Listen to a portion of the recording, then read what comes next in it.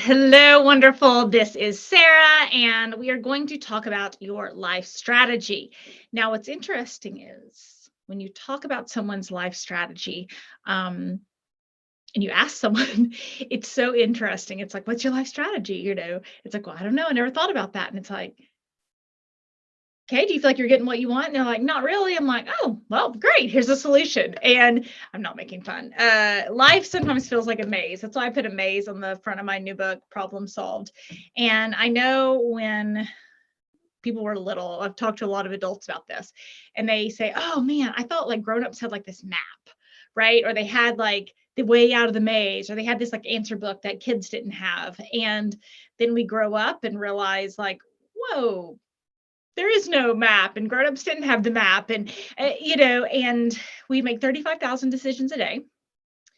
And usually when you ask someone what they want, they tell you what they don't want. Okay, they can tell you what they're unhappy with. They can tell you what they don't like about their life. They can tell you about what they don't like about whatever is going on. Okay, but when you think about finding your way out of the map, or I'm sorry, finding your way out of the maze of your life, if all you're saying is, I don't like when I bump against walls that aren't the way out, you could see like that's not like the best strategy.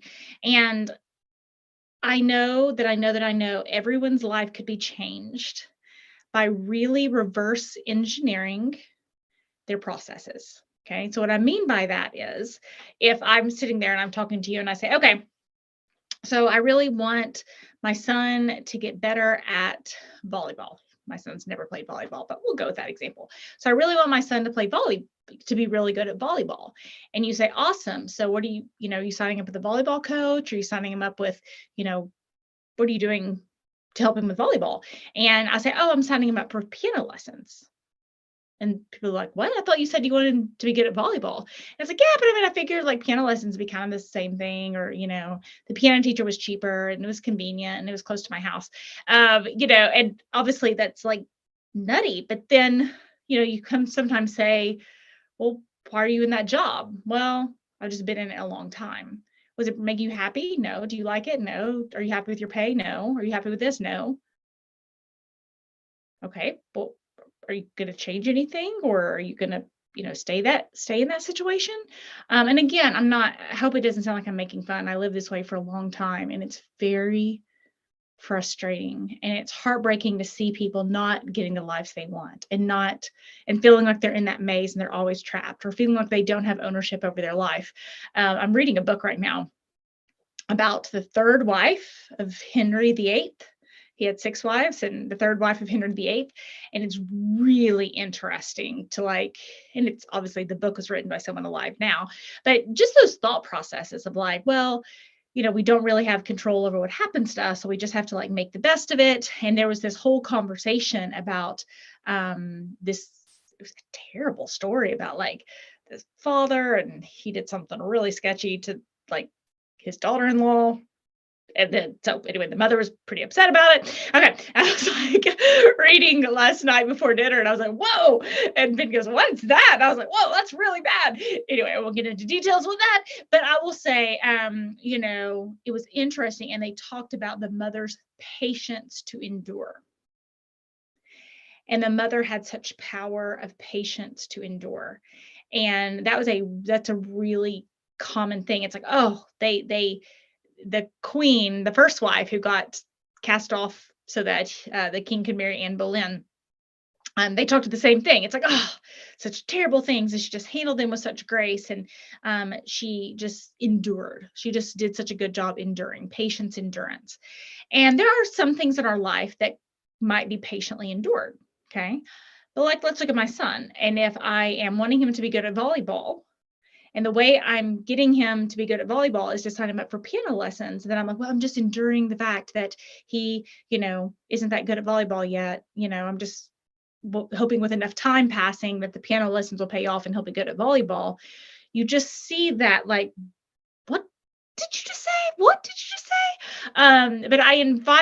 This happens so normally. I'll talk to someone and they'll want to date, they'll want to get out there and date. And I'll say, awesome. How many dates are you lining up? Where are you going to meet people? How are you bringing new people in your life? And they're like, well, I'm not. Okay. So what's the plan? Well, I don't know. I'm just kind of hoping something works out. And it's so sad because I see people frustrated with not getting what they want. And I don't think our society teaches us to connect the dots. And I think the reason I bring up that about the queens and all that kind of stuff is there's been so many times in history that people really were powerless. And so their best strategy was endurance, right? Enduring hard things.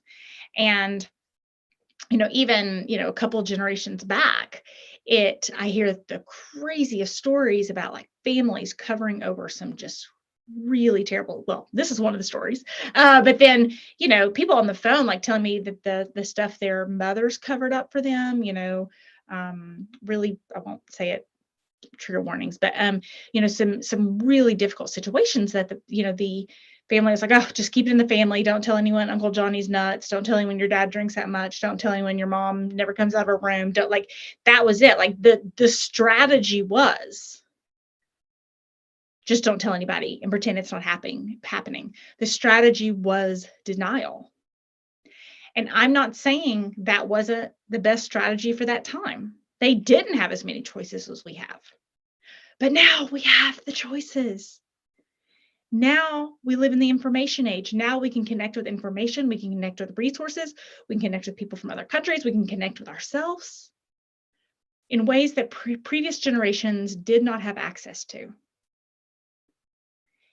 And I want your life strategy to be empowering. I want your life strategy to be feeling like you're getting out of the maze and that you're moving forward, that you feel. None of us are in complete control of our own lives. That's for sure. But, there's a lot of things that we can control. We can control our attitude, but just like the person, getting out there to meet people to date, we can't control that maybe we are single at this time, but you can control, okay, I'm meeting people, I'm putting myself out there, I'm introducing myself to new situations. So, if you want a new job, I'm getting out there, I'm putting myself in new situations, and just really taking just an extra step to critically think about your own life and to really connect. I use a silly example of you would never want your kid to become better at volleyball and put them in piano lessons. So if you want to meet someone new, don't stay in your house all the time. If you want to have more wealth and a better job, then be doing job interviews, right? We just want to connect those dots, and getting really clear on what problem you're trying to solve can be an easier question than what do you want? Because what do you want kind of clouds people's heads and all that kind of stuff. But thinking about what problem you want to solve, our brains are problem solving machines. Okay. And so we are natural problem solvers. And when we start thinking, okay, what problem am I wanting? I'll tell you one of the problems I'm trying to solve in my life.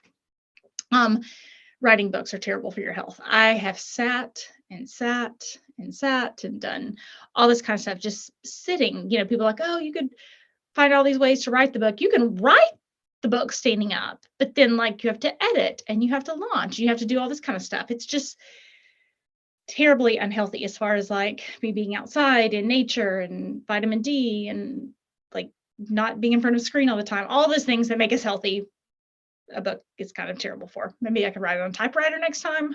Doubt it. This book tried to kill me. I'm waiting a while for the next one. But when you think about what problem am I trying to solve in my own life, I really need to get my health back in check. My problem to solve before was getting this book out, and now the problem I'm trying to solve is getting my health in check, right? So that's a different way of thinking about it than, I don't want to put on any weight, or I don't want to feel sluggish, or I don't want to feel tired, right? It's thinking in terms of what problem you're trying to solve, so you begin to feel powerful and empowered in your life rather than what you don't want, which is just a sense of helplessness. So I hope this information helps you out. If you don't have a life strategy, you're not going to have the life you want. Get a life strategy. Think about what you want your legacy to be. One of my proudest moments as a wife and parent, I guess, I had this value chart. from Lisa Autry's book, which is great. And I looked at this value chart and I was like, okay, what do you think my values are? What do you think? And like my husband and my kids could pick my values, like almost exactly. And I was like, fabulous. I am living out my top 5 values. Like my family can see it, my friends can see it, my husband can see it, like the people closest to me. When I pick out from a chart and I don't tell people what those values are, they see my life in such a way that the dots are lining up, that I'm connecting the dots, that I'm doing what I say I want to be doing. I'm improving the things I want to be improving. Health of that time was not on there, right? So when you think about connecting those dots and living out the values, you don't end up with a life of regret. And you don't end up thinking, if only I had, right? Which is not what we want. So if you need any help figuring out your life strategy and what problem you're trying to solve, check out my book, Problem Solved. It's Simple Habits for Complex Decisions. And it just digs into that critical thinking of your life and gets you out. It's a pattern interrupt of like, oh, I've just kind of thought about this way because maybe previous generations did, or your parents taught you that, or their parents taught them that, right? And it allows that pattern interrupt so you can figure out what problem you're trying to solve and get the life of get a life that you will love. Okay, so check it out and hope you have a great day.